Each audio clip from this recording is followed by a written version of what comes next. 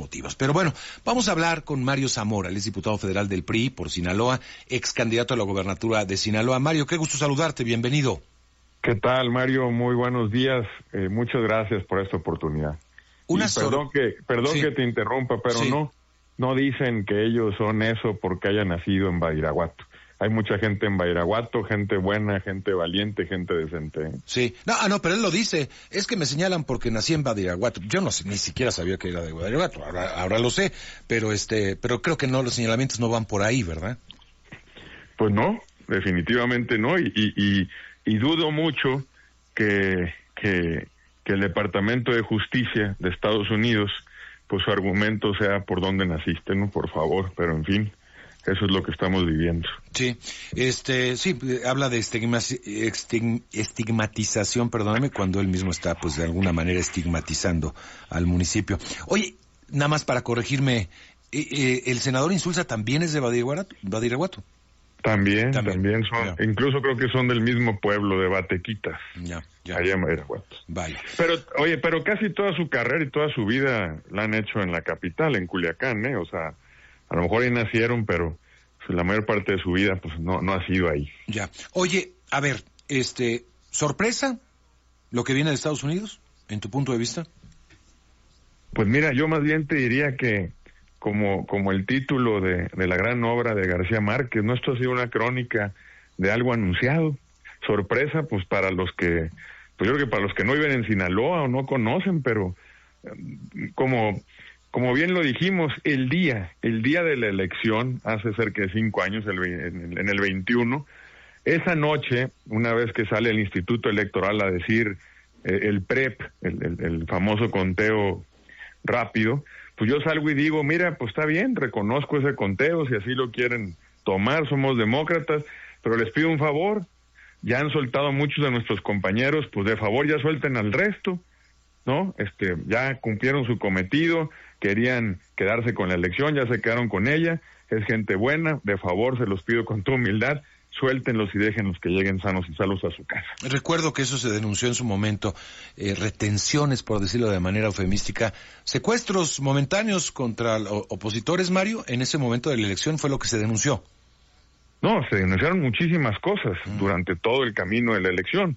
Pudimos construir, no fue nada sencillo, una impugnación que hoy quedó documentada, que debo decírtelo, lo platicaba yo con la gente más cercana y con mi familia y les decía, pues no, porque me decían, oye, pues qué necesidad, estás viendo todo lo que pasó, ¿por qué ponerse en riesgo? Y le digo, oigan, pues no podemos hacer como que no pasó nada, mínimo que quede algo ahí, pues para que en 20 años, en 30 años, si alguien lo investiga, lo revisa, lo checa, diga, bueno, pues hubo este antecedente, ¿no? Qué curioso, no tenemos que esperar 20 años, al parecer 5 fueron suficientes. ¿Cómo estás viendo lo que está pasando, la respuesta del gobierno federal ante esto, Mario? Mira, yo como sinaloense, lo tengo que decir, tengo un doble sentido, un doble sentimiento, uno de enorme dolor, porque ayer yo estoy en la Ciudad de México, ayer salí a caminar aquí a un compromiso que tenía, y en un puesto de periódicos, ya ves que los cuelgan, ¿no? Todos los periódicos hablando de Sinaloa, pero de su narcogobierno, de su narcogobernador o de lo como lo quieras llamar. Bueno, pero ayer se hablaba de la violencia y antier también, y ha sido una desafortunadamente, ¿no? Exactamente, es lo que te digo, me duele. A ver, de Sinaloa somos gente alegre, gente valiente, gente decente, de nuestras playas, nuestros mangos, nuestros tomates, nuestros camarones, nuestra gastronomía. Podemos hablar tantas cosas, ¿no? Y que se hable de esto duele y duele mucho, porque no nos lo merecemos.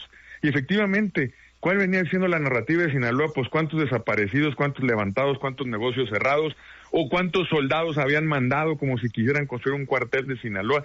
Es una pena, es una tristeza, duele mucho, pero hoy, también lo tengo que decir, tengo un sentido de esperanza tremendo. No tienes idea la cantidad de mensajes, llamadas que hemos recibido, porque esto nos abre una posibilidad para entender que Sinaloa tiene que cambiar el rumbo. No podemos continuar como vamos. ¿Cómo ves lo que venga? Se está planteando pues cosas muy extremas, por ejemplo, por parte de la oposición, al menos en el Senado, no sé si en la Cámara de Diputados también, como la extinción de poderes, o qué rumbo crees que deban tomar las cosas en tu punto de vista, Mario?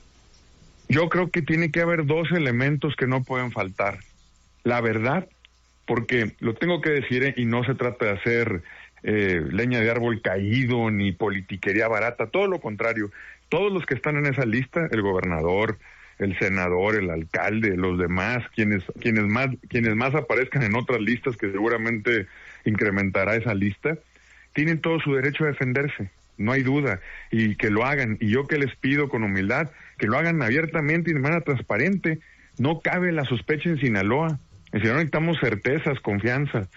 Pero así como tienen ese derecho, los sinaloenses tenemos el derecho a conocer la verdad.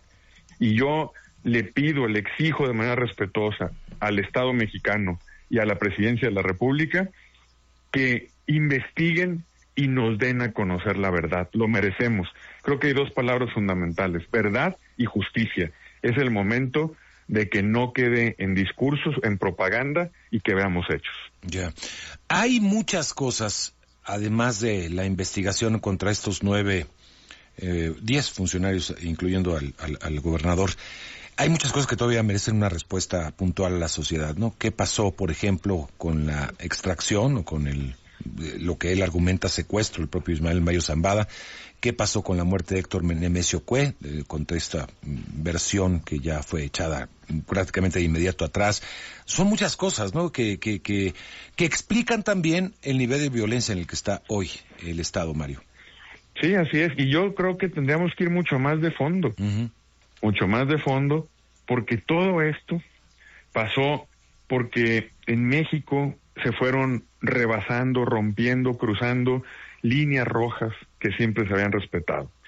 Y yo no te voy a hablar ni de santos, ni de buenos, ni de malos, pero te voy a platicar y te voy a compartir, si me permites, una máxima que se decía en mi estado en el pasado, que se escuchaba mucho, que tiene un principio lógico que me parece interesante.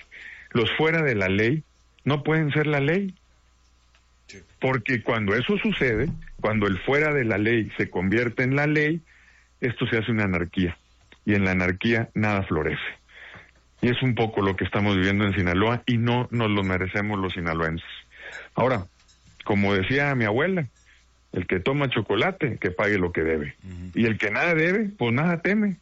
Pero tenemos que avanzar, y desgraciadamente hoy el Estado pues está, yo creo que en las peores condiciones de su historia. No hay un solo indicador. Tú volteas a ver al campo abandonado, la ganadería, la pesca, el turismo, el pequeño comercio. Si tú ves niveles de inversión, de empleo, de generación de divisas, o sea, no hay un solo indicador que hoy diga Sinaloa va avanzando. Y eso es insostenible. Sí. Igual, tú imagínate, perdón, y con esto termino. Tú nomás imagínate una ciudad como Culiacán, que es la capital, más o menos de 1 millón de habitantes, que le responden una encuesta de INEGI, ni siquiera lo digo yo, donde 9 de cada 10 dicen vivir con miedo. Pues eso no es vivir. Uh-huh. El embajador Ronald Johnson estuvo allá en tu tierra la semana pasada, en Los Mochis.